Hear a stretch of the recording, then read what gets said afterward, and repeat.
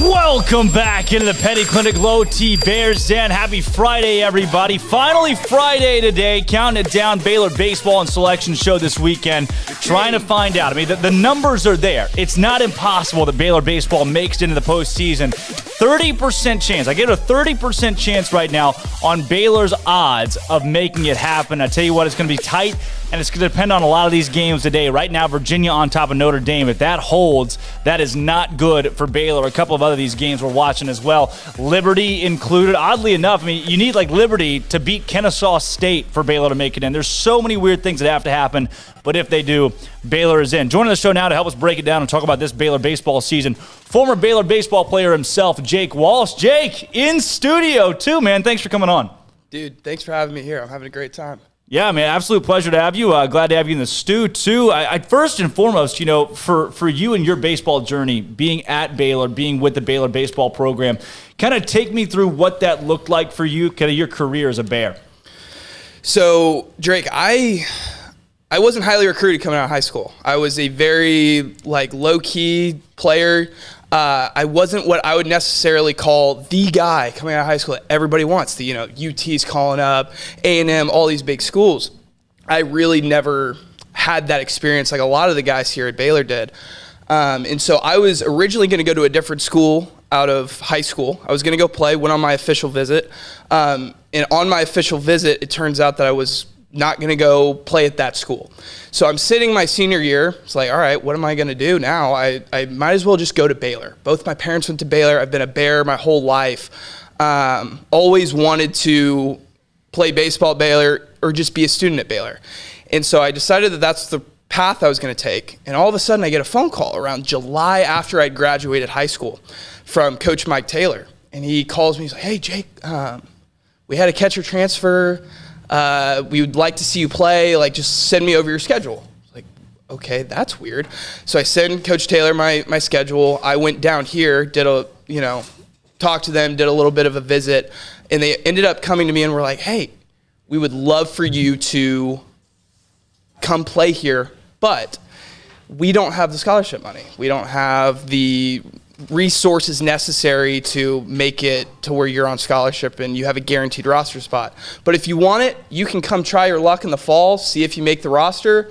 I'm not telling you that it's super likely that you're going to make the roster or unlikely. And I was extremely fortunate that when I got there in the fall, I had some incredible people around me that really impacted my life to really channel some inner baseball that I didn't know I had. And I was fortunate enough to make the team my freshman year. Sophomore year came around, and it was the same deal. Like, hey, your spot's not guaranteed. That's just kind of how it works in this business. And I was like, you know what? I love this program. I love this school. I'm never leaving here. I would love to come out and try again. Came out my sophomore year, didn't go my way, and that's just kind of how it ended up. But it was an awesome experience. Jake, for you, I know we've had the conversation that you got in freshman year, ended up playing in a game and having to do post-game media with it too. I mean, even your experience as a freshman getting to play for Baylor, what was that like? It was the coolest experience I've probably ever had, especially having people like Shea Langoliers, Davis Wenzel, all these incredible people, not just baseball players, but just human beings in general, that were around me and lifting me up on the field and baseball-wise. And we had guys like Ryan Bertelsmann, Jacob Ashkinos that were just incredible leaders off the field as well, that were pushing me and so many other freshmen in the right direction. And so that was by far the best part to me. The baseball stuff, man, I don't look back on that year and a half that I was playing and think, oh my gosh, I miss playing baseball so much. That's not what I missed. I missed those guys being around me and being able to interact with them on a daily basis. Jake, with that, I mean, going into this season, Baylor baseball, if there's anybody that knows this team well, it's you, and have been close to this team and seen what they can do. And I know the national media didn't respect Baylor coming in. The conference didn't expect Baylor to be where they were coming in. I mean, no one thought Baylor would even be on the bubble. They thought Baylor would be squarely out and one of the worst teams, the second worst team in the Big 12. This, to me, this season itself comes as a surprise with the full body of work what Baylor's been able to put together. I'm going to be honest with you, Drake. I wasn't surprised. They're deep. And I think Rod has mentioned that, Coach Rod has mentioned that to you in the past, that they have so many layers of that team, that their second baseman, the backup second baseman, is Ricky Martinez, my roommate, who went off in the Shriners Classic last year, had a phenomenal little stint during the COVID year, and he didn't even really play. So that just, to me, shows me how good these guys actually were. And Rod does a phenomenal job bringing these guys in, developing them, getting them in the right path, and they did a really good job, especially for a young team, especially in the lineup. Jake, for you from a player's perspective too, with this roster that we've seen so far this year, one of the crazy things to me is the old pitching staff, a lot of guys with a ton of experience. Most of your bats are younger, or at least not as experienced as Baylor Bears. I mean, i.e. Jared McKenzie, Trey Richardson, that are just exploding this season, who played in the Big 12 for the first time this year. What is that dynamic? I mean, how do you balance a dynamic in a baseball locker room between the old guys and the young guys? You know, there's some really, really good leaders on that team. They have a lot of guys that have been here now 5 years that were juniors when I was a freshman, and they were leaders when they were juniors, you know. And now I can only imagine. I'm not in the locker room. I don't see what they're like on a daily basis in that locker room anymore. But I know even seeing those guys as juniors in college, a lot of them were so mature that they just kind of took a lot of these guys under their wing and just go, hey, this is how I've done it. I'm not saying this is the perfect recipe, but I've done it this way. This is how you show up to the field. This is how you prepare. And maybe the chips fall in your favor, or maybe they don't, but you're at least going to take the preparation necessary to be successful. And I think those guys have done a good job with it. When you've got a guy too in Luke Boyd for you as a catcher, I mean, he vied for Big 12 Pitcher of the Year. The guy was one of the best closers in the entire league, first team all Big 12. I don't know if there are enough superlatives to talk about Luke Boyd. I mean, when you're anchoring your bullpen with that's just tough to beat. No, his slider, it might be the best pitch I've ever caught in my entire life. I remember my freshman year, I got in the box, and I was lost, man. I had no idea what was going on. I had never seen pitching of that caliber in my entire life. And I remember I got in the box, and I'm thinking, okay, little freshman me, just throw me a fastball. Just give me like a nice fastball to hit. That's all I need. You're still going to blow it by me, but at least just give me a fighting chance. He snaps off these 3 incredibly disgusting breaking ball sliders that look like they're coming right at my rib cage and somehow hit the black on the outside corner of the plate. And I look back, I think Shea was catching at the time. I was like, you've got to be kidding me. This isn't even fair. And he's just really captured that role in an incredible way and just ran with it. And he's done a phenomenal job with it. On the other side of that, so you've got a guy in Luke Boyd that bolsters your bullpen. And when you look at the batting lineup, you've got Jared McKenzie, who every time he steps to the plate, he's just almost an automatic hit at this point and has such power for a guy that didn't hit one in last year's shortened season. I mean, when you've got Jared McKenzie in your lineup, that's just scary in itself. It is scary. Jared is probably one of the best pure hitters in the country, and I don't think anybody's ever going to dispute that. That guy has natural abilities that I just can't even fathom. His ability to see a ball coming out of a pitcher's hand and just know where it's going to be. Because I guess it was my sophomore year when I was playing with Jared, I was like 0 for 5. I wasn't sniffing a hit, had no idea what was going on. But Jared, first day of inter squads, was 5 for 5 of this freshman, probably hit 2 or 3 doubles. I was like, this kid's got it figured out. What? So I go up to Jared. I'm like, Jared, what's your approach? Because obviously mine's not working. So what is your approach? He goes, I see the ball and I hit it. And I was like, that's remarkable to me, that you see the ball and you just hit it. And of course, that's not really what it goes down to. He does have an approach. He does all these things. But when he's trying to calm himself down, see the ball, hit the ball. And he is phenomenal at it. Yeah, I feel like a lot of baseball players, and Coach Rod has said this, a lot of the guys overthink the game of baseball. But you get a Jared McKenzie, when you make it simple, that's when the game kind of comes to you. Along with that, Jake, early in the season, you and I talked after Baylor started this season really poorly at 2-5 with losses at UTRGV and the loss in Frisco, and it didn't look like Baylor had really a fighter's chance to pick this thing back up. But I know you had said at the time too that like, hey, well, just wait. Then they rattle off a double-digit game win streak. They go into Big 12 play and win 4 straight Big 12 conference series. What is it that makes this team good? I believe that a lot of it stems from the weekend rotation. I think a lot of it has to do with Tyler Thomas. Tyler Thomas is one of my best friends and super close with him, and he's always had the tools, always. I think anybody that's watched him play could tell you, yeah, he's going to be good one day. It's going to be if he figures it out, if he can throw strikes, if he can get in the zone. And the fact that he stepped up this weekend and did his job, give them a chance to win every Friday night, that was the difference maker, was stepping into that Friday night role, knowing, all right, we've got a fighting chance to take this Friday game and project us into Saturday with Blake Helton or Hayden Kettler, and both of them are just dogs and always want to win, ultra competitive, and have done it over and over again, and they have stepped into those roles extremely well as well.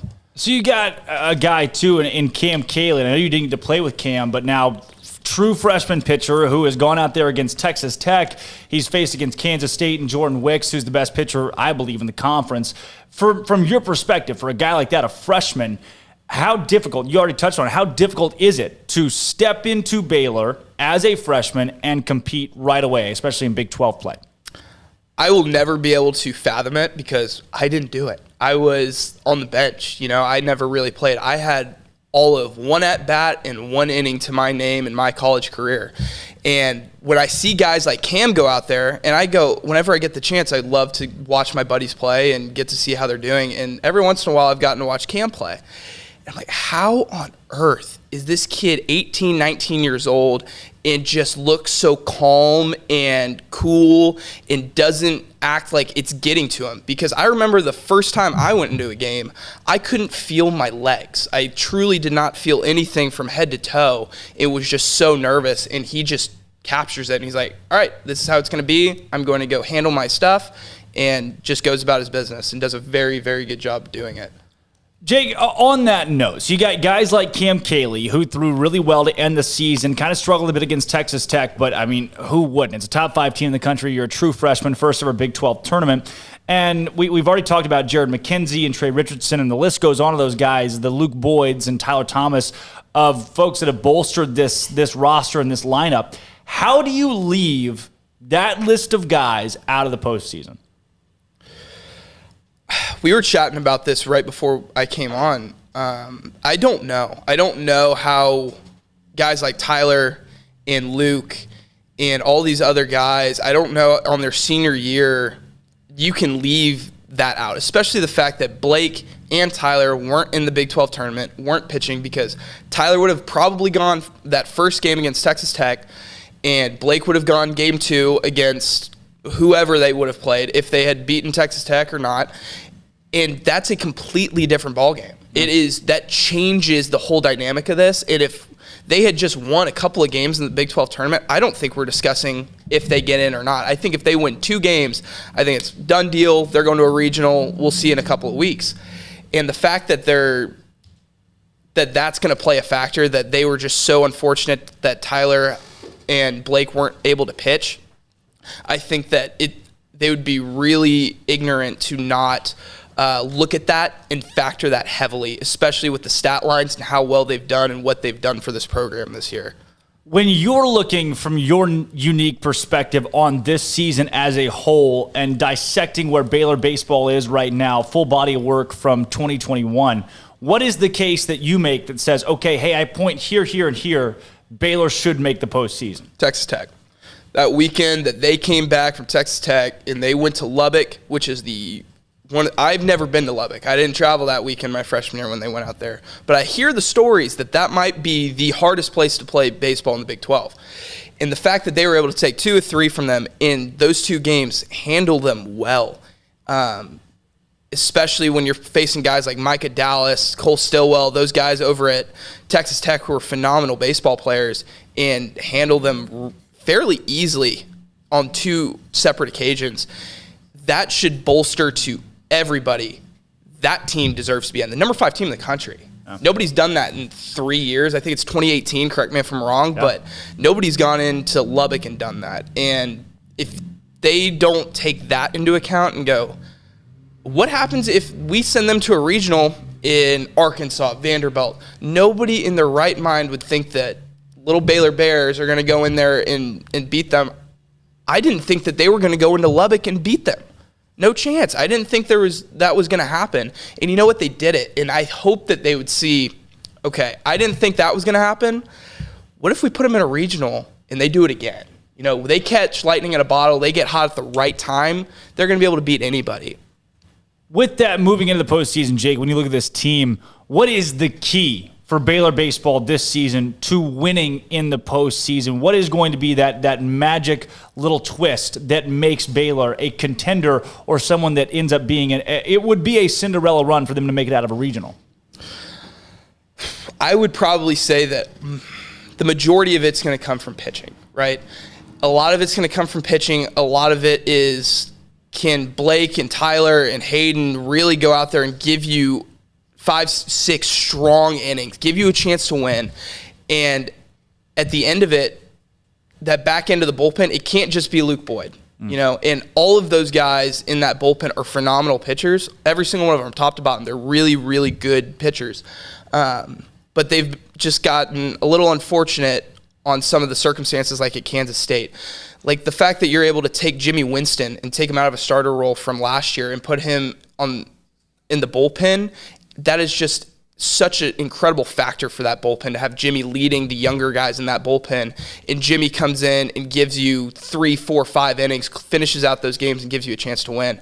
I think a lot of it's going to come from him, personally, is Jimmy Winston being able to lead the younger guys, calm them down in a regional, make sure that they're aware, hey, it's okay, we've done this before, this is how it works.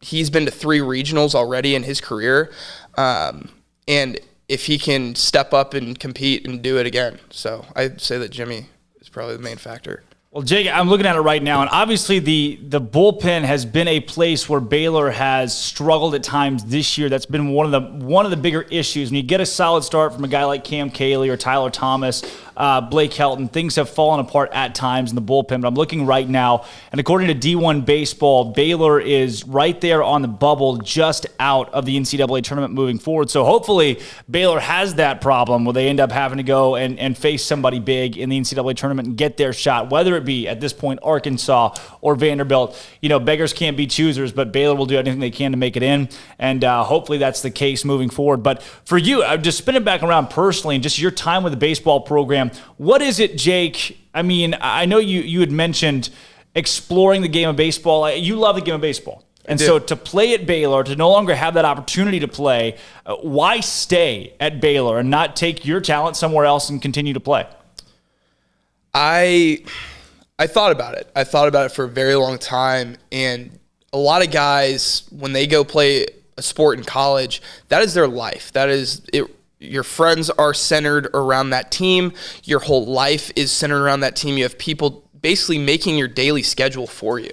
And so when you lose that, you are basically missing something. It's like your first bad heartbreak, first bad breakup on the planet, because you just feel like you're missing something in you.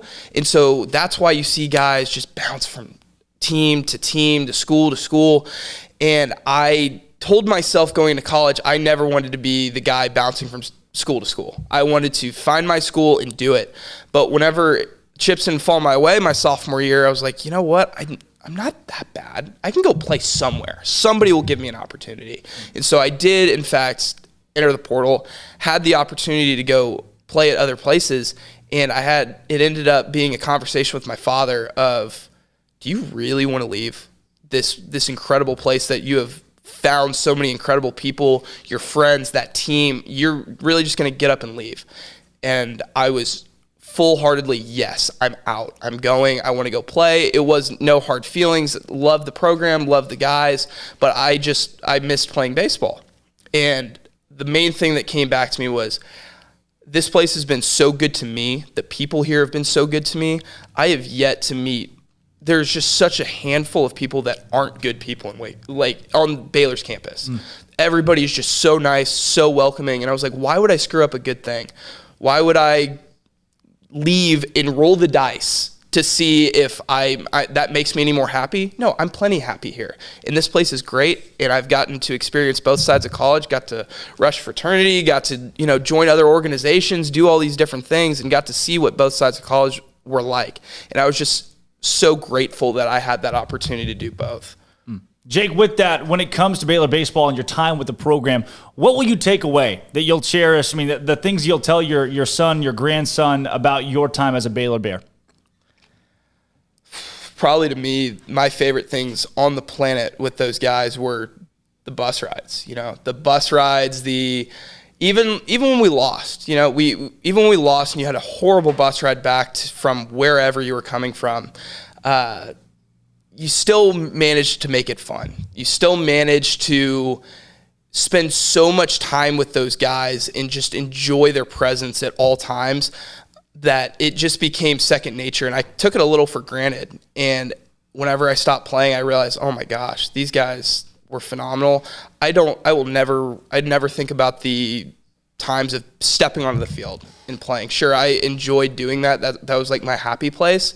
But all the good memories are all stem from locker room, the buses, the hotels. Even when we lost in the UCLA regional my freshman year when we were out there, I wasn't even on the travel roster, but they allowed me to go out there and, join them for the regional. And when we lost, Shea and Davis had to go back to wherever, to Waco for a draft party because they were about to go in the first round of the MLB draft. And the rest of us stayed back. And that night, we all just hung around, laughed at this nice hotel in downtown LA and told hilarious stories, and just made me realize how grateful I was for the people that Rod brought into that program and I got to surround myself with. Well, Jake, before we get to our Bear Games question today, you mentioned Rod and how you guys still have a close relationship now, even apart from the baseball program.